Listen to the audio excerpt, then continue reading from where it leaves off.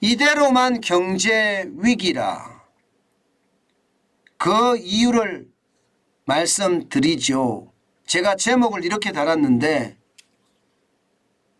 진짜 그럴까요? 일단 이거부터 먼저 한번 보시죠. 21대 국회 법안 처리 비율입니다. 29.3%입니다. 29.3%면 여러분 법안이 10개가 만들어지는데 결국 3개만 통과된다는 이야기인가요? 굉장히 심각한 이야기 아닌가요? 물론 국회에서 만드는 법이 다 통과된다고 그게 좋은 것은 아닙니다. 그렇지만 법안 처리 비율이 낮아도 너무 낮습니다. 실제로도 한번 보세요. 지금 21대 국회에서 발의된 법안을 보면 전체가 19,750건입니다. 그런데 처리된 것은 5,778건이고요. 29.8%고요. 처리가 안 된 것은요. 13,972건입니다. 70.7%입니다.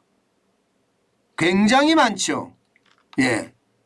이게 국회나 정부나 진짜 신경을 써서 법안을 만들었던 것들이 통과가 안 된다는 것은요. 진짜 충격이라고 저는 이야기할 수가 있을 것 같아요. 더 큰 문제는 제가 이대로면 경제위기 온다 이렇게 말하잖아요. 왜 그렇게 제가 말씀을 드리나 하면 바로 이런 법안들 때문입니다. 경제 관련 법안들, 민생경제 관련 법안들이 전혀 통과가 안 되고 있다는 이야기예요. 당장 K칩스법만 하더라도 여러분 대기업, 중소기업, 중견기업 세제 공제를 확대하자는 게 핵심이거든요. 대기업은 지금 6%의 세제 공제율을 20%로 확대하자. 중견은 8%를 25%까지 확대하자. 중소기업은 16%를 30%까지 확대하자. 이렇게 이야기를 하고 있습니다. 그 이유가 말입니다. 반도체의 경쟁력을 기르자는 이야기예요. 지금 대만이나 미국 같은 경우는요. 설비 투자에 대한 세제 공제율이 25%입니다. 25%. 그야말로 나라가 나서서 적극적으로 지원하는 거예요. 반도체라는 게 대한민국의 핵심 산업이거든요. 그런데 이게 대기업 특혜다. 재벌 특혜다. 이런 이유로 지금 국회가 미적미적거린다는 것은요. 결국 말입니다. 반도체가 세계적인 국가 경쟁력에서 완전히 폭삭 망한다는 이야기가 됩니다. 지금 말입니다. 대만도 미국도 일본도 심지어 중국도 국가가 뒤에서 밉니다. 국가가.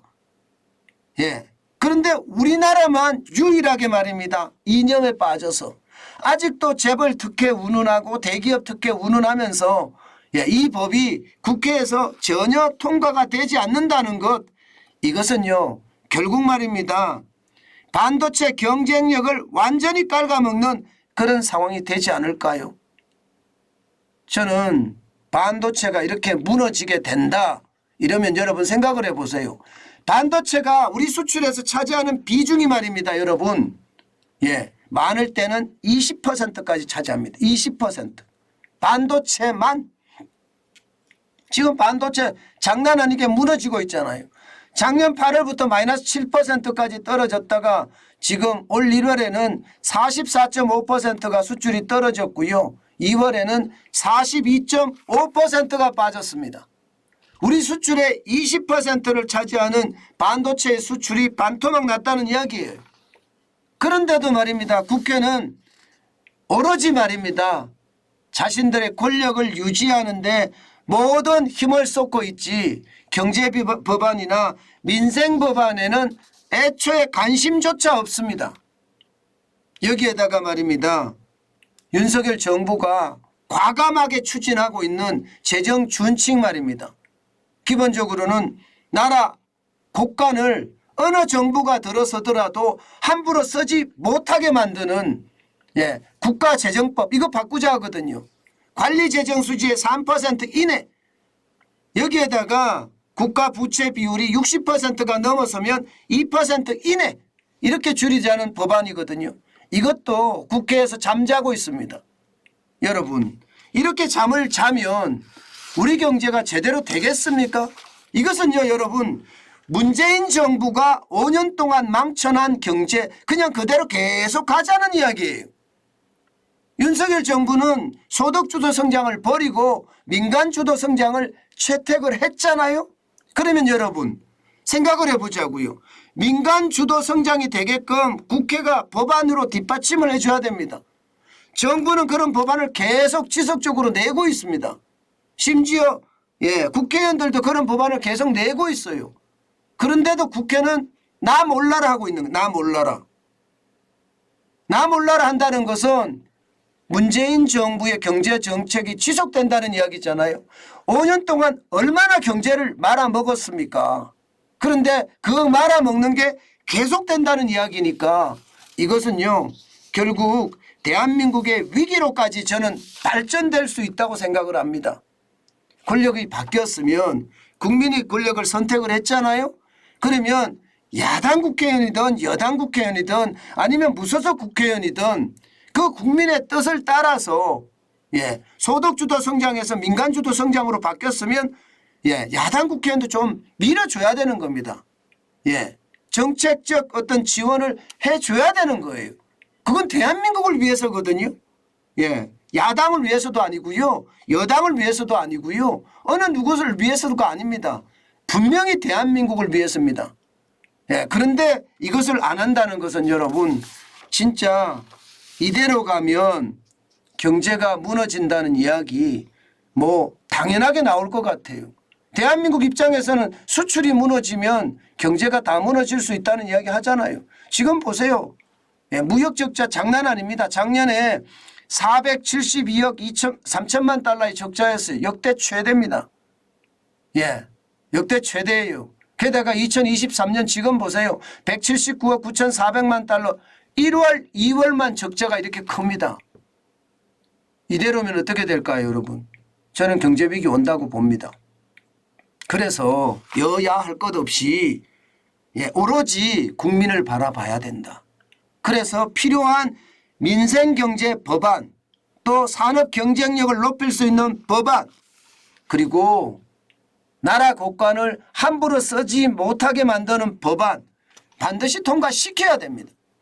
이거 이대로 계속 놔두면 아마 여러분 국회의원들이 나라 경제 망쳤다 이거 못 피할 겁니다. 지금 세계 경제가 심상치 않아요. 미국에 금융 충격이 왔고요. 이게 금융위기로 발전될까 두려워합니다. 이런 상태에서 대한민국으로 만약에 이게 전이됐을 때 과연 이 책임을 누가 져야 될까요? 윤석열 대통령 1차적으로 책임을 져야 되겠죠. 윤석열 대통령이 지금 경제를 운영하고 있으니까.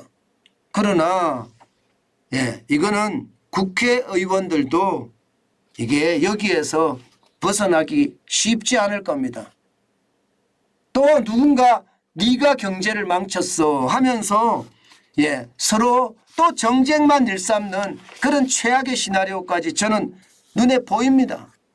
제발 대한민국 국민을 위해서 정신을 좀 차리세요.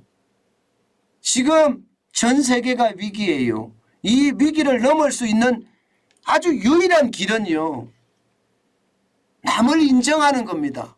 제발 내로남불로 가지 마시고 협치 저는 그 어느 때보다 중요하다 이렇게 외치고 싶습니다.